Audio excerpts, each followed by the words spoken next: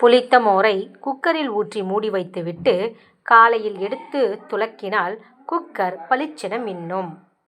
உளுத்தம்பருப்பு சிறிதளவு ஊற வைத்து அரைத்து கோதுமை மாவுடன் கலந்து தோசை வார்த்தால் மிகவும் சுவையாக இருக்கும். கோதுமையை நன்கு கழுவி 4 மணி நேரம் ஊற வைத்து உலர்த்தி அரைத்து வைக்கவும். இந்த மாவில் சப்பாத்தி செய்தால் மிகவும் மென்மையாகவும் இருக்கும்.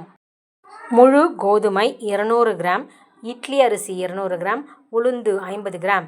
இந்த பொருட்களை எல்லாம் ஊற வைத்து தோசை மாவு அரைத்து அடுத்த நாள் தோசை வார்த்து பாருங்கள். வித்தியாசமான சுவையில் மொறுமொறுவென்று கோதுமை தோசை ரெடி. குழம்பிற்கும் ரசத்திற்கும் புளியை தண்ணீரில் ஊற போடும் பொழுது அதில் கொஞ்சம் கல்லுப்பை சேர்த்து கொள்ளுங்கள். புளியை கரைப்பதற்கு சுலபமாக இருக்கும். வெஜிடேபிள் கட்டிங் போர்டு 2 பக்கமும் ரப்பர் பேண்டுகளை போட்டுக்கொண்டு பிறகு அதன் மேலே காய்கறிகளை வைத்து வெட்டினால் கட்டிங் போர்டு அங்கும் இங்கும் நகராமல் இருக்கும். இஞ்சியை தோல் நீக்கி சிறு துண்டுகளாக்கி எலுமிச்சை சாறு உப்பு சேர்த்து குலுக்கி வைத்தால் தயிர் சாதத்திற்கு தொட்டுக்கொள்ளலாம். மீன் பொரிக்கும் பொழுது மசாலாவுடன் சிறிதளவு ரவையை கலந்து கொண்டால் மீன் வறுவல் மொறுமொறுப்பாக இருக்கும். உளுந்து வடை செய்யும் போது மாவுடன் வேக வைத்த உருளைக்கிழங்கை மசித்து சேர்த்தால் வடை எண்ணெய் குடிக்காமலும் மொறுமொறுவென்றும் இருக்கும்.